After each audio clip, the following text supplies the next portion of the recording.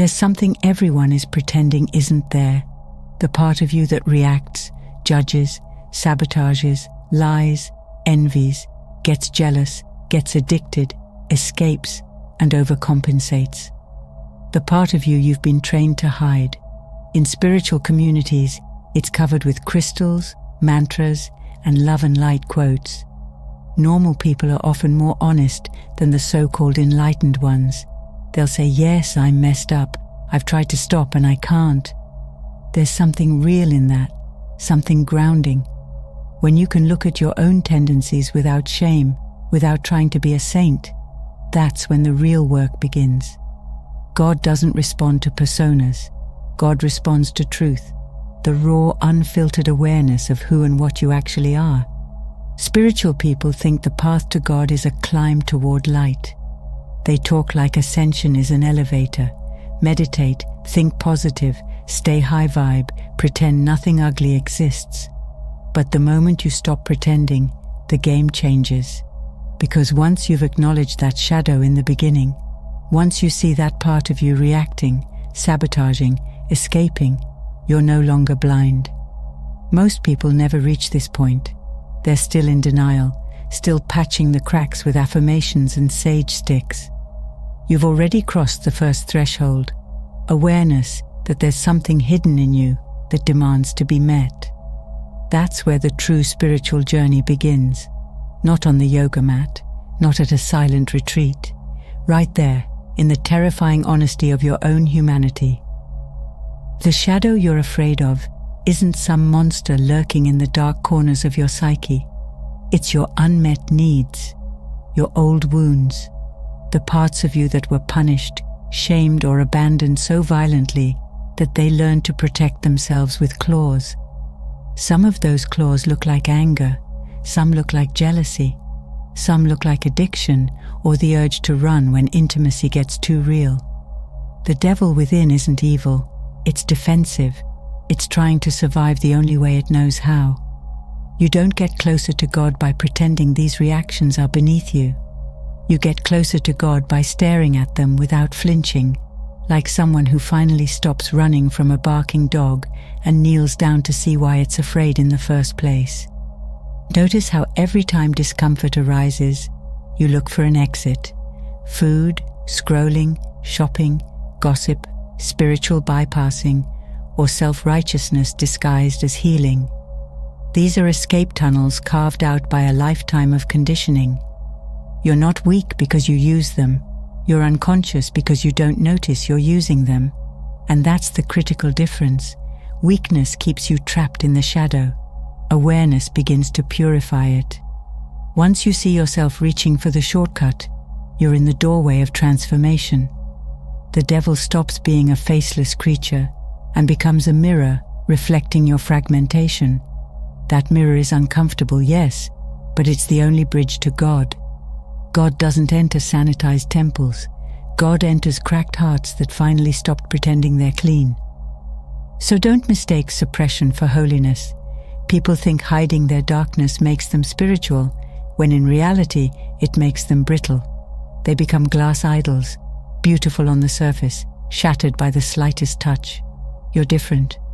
If you've made it this far, you're already past the stage of lying to yourself. And because you can't lie to yourself anymore, your shadow begins to rise. It isn't punishment. It isn't regression. It's proof that life trusts you enough to hand you the truth. You don't ascend to God by avoiding the devil. You ascend by embracing him, understanding him, and integrating him. The devil is the locked door, and God is the light waiting on the other side. To reach it, you must walk through the dark hallway with your eyes open. Now, you may think the shadow is something that should be eliminated, exorcised, or locked away forever. That's the lie most spiritual systems teach, because it's easier to sell cleansing rituals than accountability. But once you stop running, once you admit, yes, this darkness is mine, a strange thing happens. You stop feeling like a victim of it. That very acceptance unlocks a doorway most people never even approach. You begin to realize that everything you thought was a barrier, your anger, your addiction, your envy, your compulsions, was actually a messenger. The devil inside you isn't blocking your path to God. It's showing you where the path actually begins.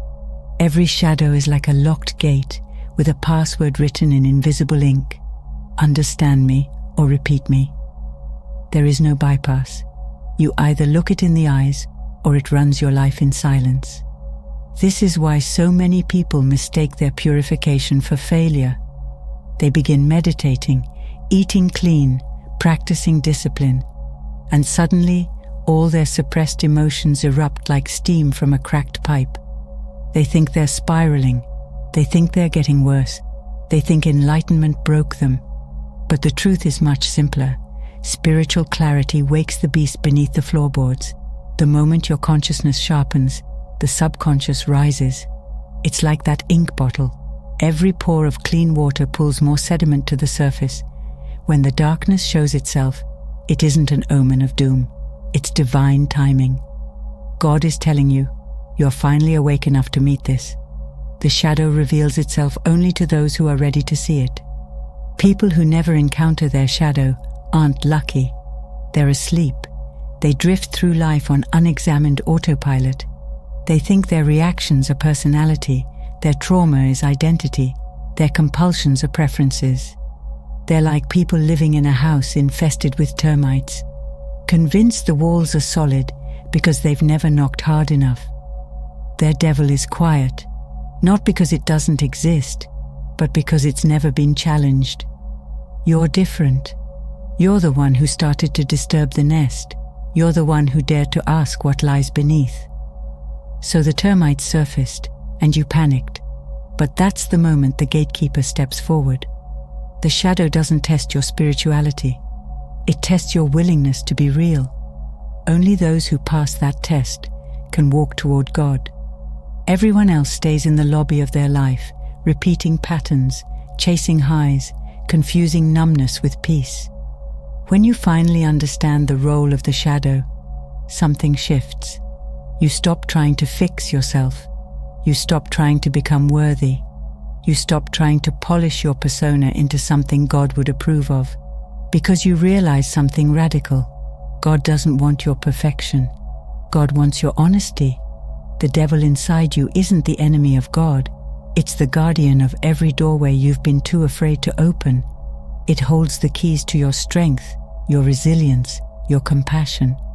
How could you ever know grace if you've never known guilt? How could you understand forgiveness if you've never seen your own flaws? God is found only when the illusion of purity collapses.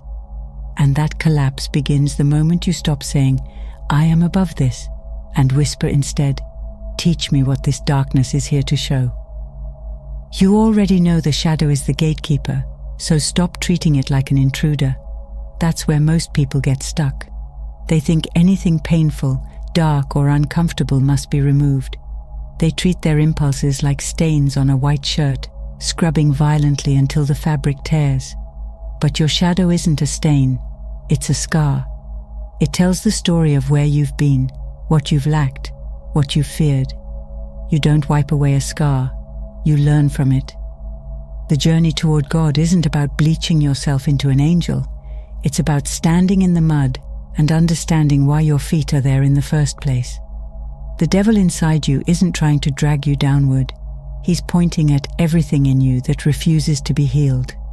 Think about how you react when life hits you. Someone betrays you, you want revenge.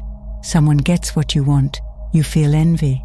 Someone leaves you, you spiral into abandonment panic. These reactions aren't random. They're your shadow teaching you where you're still wounded.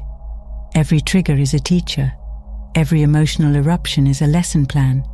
When you feel jealous, your shadow is saying, "There's a belief of unworthiness here." When you feel rage, it's saying, "There's an old violation you never processed." When you cling to someone who treats you badly, it whispers, "You learned love through pain." The devil is rarely a fire-breathing beast. It's more like a tired guardian that hands you the homework you've refused to do. If you keep throwing the papers away, they'll keep showing up, louder each time, until you finally learn. The mistake most people make is thinking their shadow is proof they're failing spiritually. They say things like, "I shouldn't feel this way. A spiritual person wouldn't think this. I thought I was past this." All that does is strengthen the mask. It turns spirituality into a prison cell where the soul suffocates under expectations. Growth doesn't look like peace at first. It looks like chaos. It looks like the knots inside you tightening before they unravel. Just like a wound stings when it's cleaned, the shadow hurts the moment you finally see it clearly. But pain doesn't mean punishment. Pain means you've touched the truth. And God speaks in truth more than comfort. If comfort were the path to divinity, everyone would be enlightened by now. The reason the shadow becomes your greatest teacher is because it exposes the difference between your image and your identity. You can convince the world you're healed, disciplined, and spiritually advanced. You can dress the part, memorize the quotes, sit in lotus pose for hours, but your shadow will always reveal who you really are. It shows up when you're tired, when you're alone, when you feel abandoned, when no one is watching. That's where your honesty lives, not in your social persona, not in your spiritual aspirations, in the raw places you hide from yourself. God lives in those places too, because divinity isn't attracted to your performance, it's attracted to your authenticity. You cannot meet God as a character, only as yourself. Once you start treating your shadow like a guide instead of an enemy, something remarkable happens. The darkness loses its claws. The addiction doesn't vanish overnight, but it becomes less seductive. The jealousy might still spark, but it no longer controls your behavior. The rage still arises, but you no longer mistake it for identity. You begin to see the devil within as a messenger, not a tyrant.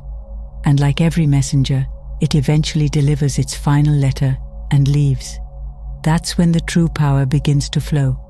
Not because you defeated the shadow, but because you integrated it. God doesn't wait for you to become perfect. God waits for you to stop pretending you already are. Only then can heaven descend into the human heart. If the shadow is a teacher, then the ones who can no longer lie to themselves are already sitting in the front row. That's the point where the journey stops being theoretical. You're no longer chasing a persona or trying to convince the world you're spiritual. You don't get to hide behind affirmations, success, or performative healing anymore. You've seen yourself too clearly, and once that veil drops, it never goes back up. People think this stage is a curse because it feels raw and unstable.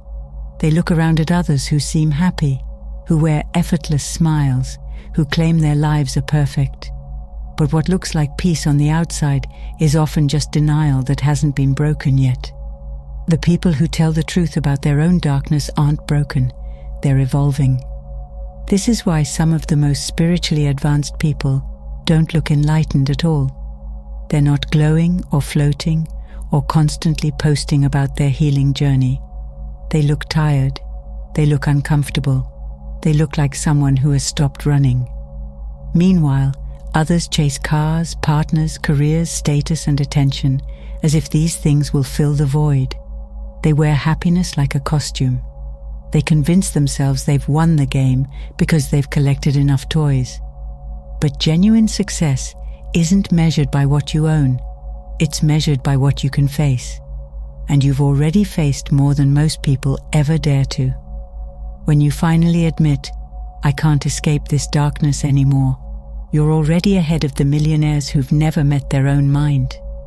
Reaching God is not an ascension into the clouds, it's a descent into honesty.